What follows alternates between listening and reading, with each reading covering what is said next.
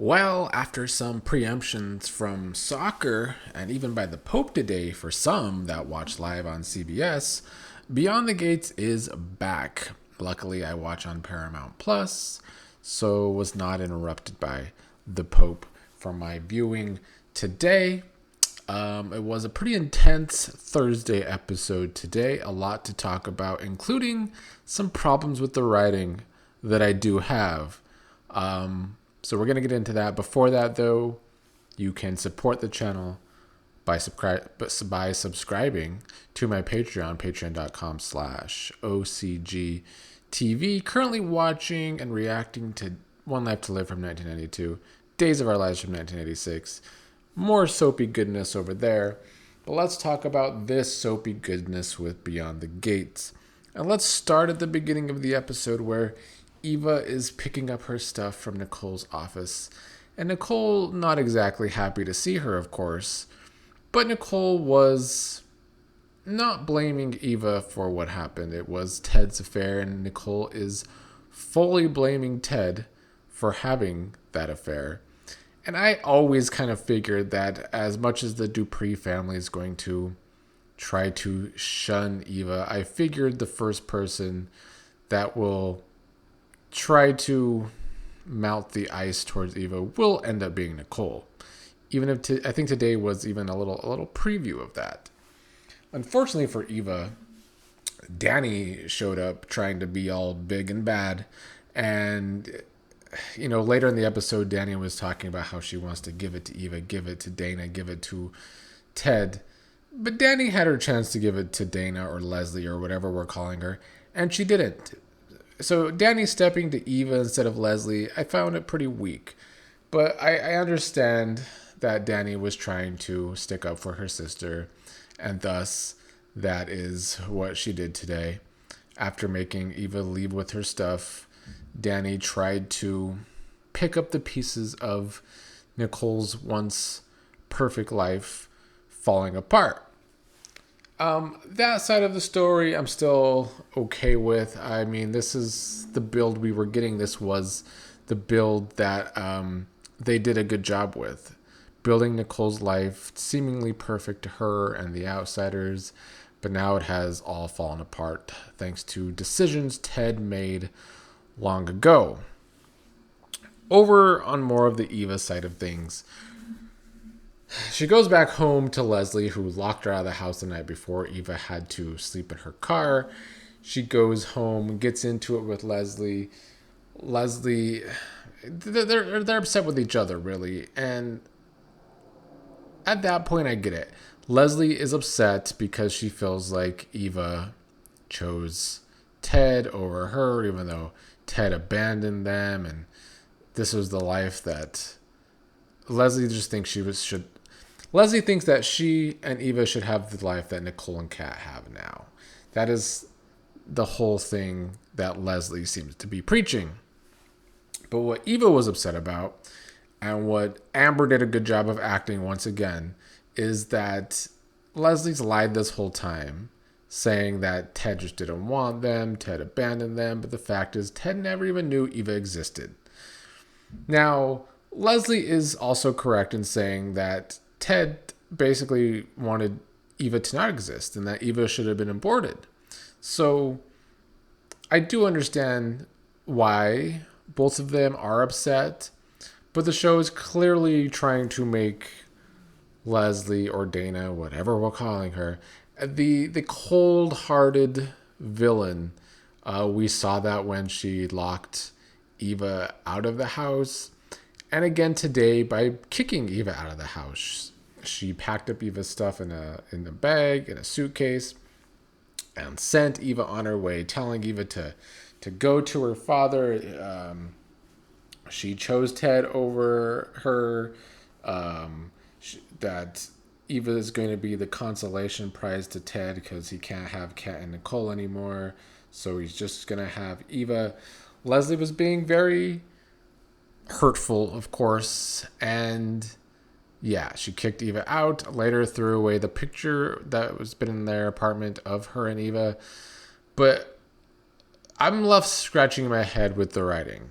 So if the writing wants to make Leslie this cold-hearted bitch of a villain who doesn't even care about her daughter, well, then they're accomplishing that. But they're also making her kind of dumb and just crazy. And I do have a problem with that. If they're just going to make Leslie just be crazy and dumb, well, that's just all over American soap operas for the past decade or two, where we just have crazy people with not a lot of layers going around, which is what they are now possibly doing with Leslie. Because her whole thing is she wants to basically have money from the Dupree family and feel like she's a part of the Dupree family. But she's going to need Eva to do that. So her kicking Eva out of the house and basically sending her off to Ted kind of makes that side of the plan not make any sense. So I'm just not following Leslie's thought process, which is why I just say maybe she's just crazy and dumb. But if she's just going to be a crazy and dumb character, the luster of the character is going to wear off mighty quickly.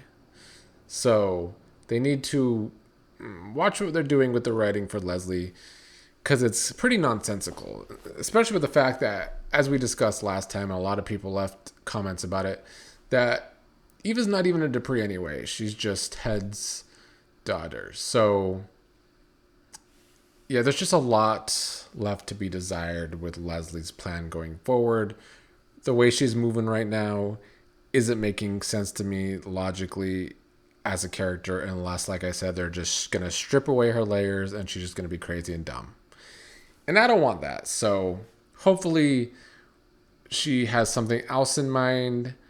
Maybe her whole gaslight scheme is to get Eva and Ted close, and then she will jump back into the fray and try to get Ted. Because as we saw at the beginning of the episode, she once again had this fantasy sequence of Ted visiting her and Ted wanting her. And that seems to be her biggest MO. She just wants Ted. She wants the money and the lifestyle she thinks she deserves that Nicole had. By the end of the episode, Eva did visit her father, Ted, at his hotel room since he's been kicked out by Nicole. They had a nice conversation, and I like that Ted was accepting of Eva this go-round and said he's going to basically try and help her out. They're going to have a clean slate. And while he isn't forgiving her actions with this whole plot of hers and Leslie's, it seems like he wants to try and be her father. Because of this, though, it makes me not look forward to the recast as much, because if Ted's just going to still try and be this good guy, then we could have just kept this actor as Ted then. Because I feel like we have already established the Ted and Nicole relationship with this actor, and also the Ted and Eva relationship, and especially the Ted and Leslie relationship. Ted's best scenes are with Leslie. So if they're not recasting the character to take it in a different direction, then why are we doing it? Yeah, Ted fell short in some of the big scenes last week. I do agree with that. But was it enough to recast him? Not when you have the likes of Tomas and Derek still on the show. I don't know if I agree. Elsewhere, the Ted and Bill relationship was finally shown to us today, which is my other problem with some of the writing. Because today we're supposed to believe that Ted and Bill have actually been good friends all along, since they were both brother-in-laws by marriage of Dupree women. But this is the first time they've shared scenes together.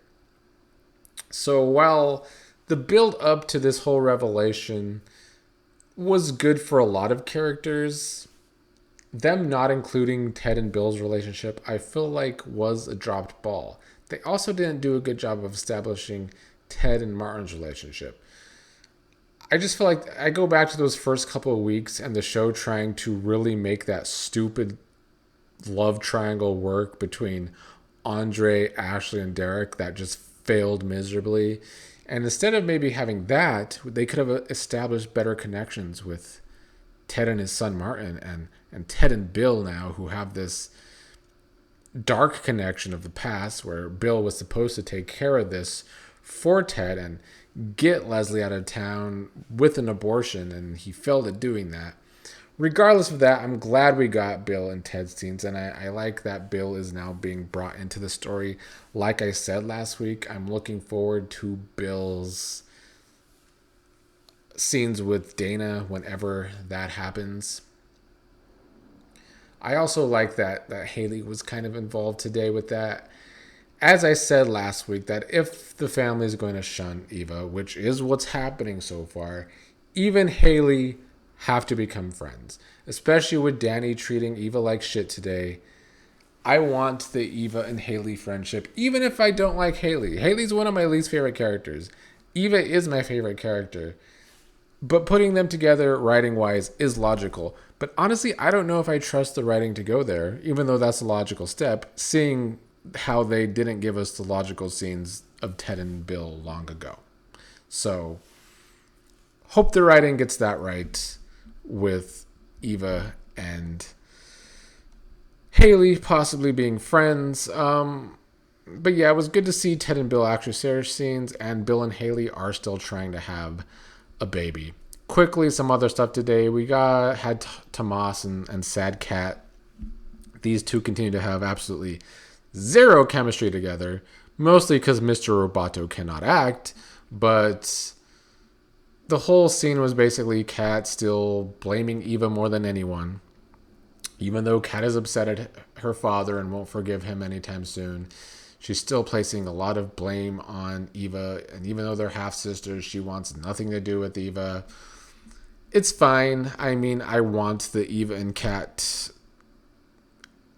sister enemies to continue. They make good enemies. They are good rivals, and now that they're half-sisters, it does add another layer.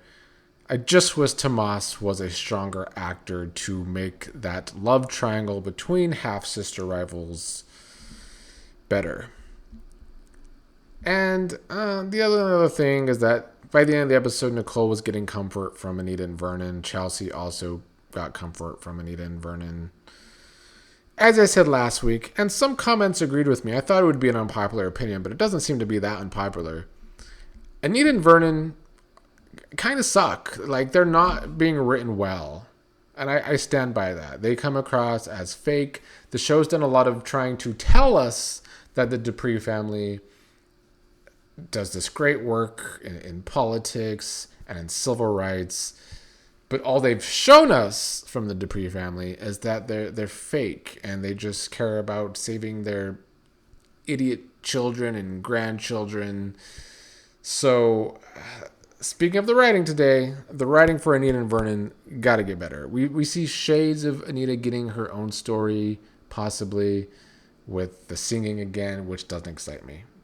But if they bring in her past trio mates that she has problem with, I think it can make for making Anita a little bit more interesting and maybe hopefully more well-rounded. I think that about covers it today. Looking over my notes. Yeah, I did still enjoy today's episode, but there's parts of the writing that needs to be questioned and needs to be strengthened. And I think those were some of the things I talked about today that need to be talked about. Still looking forward to tomorrow's episode, though, and what other aftermath we get from this revelation. But I will say I am not looking forward to whatever day Ashley and Derek will rear their heads again on this show, because they take up space, they take up airtime that could be used to strengthen writing in other stories.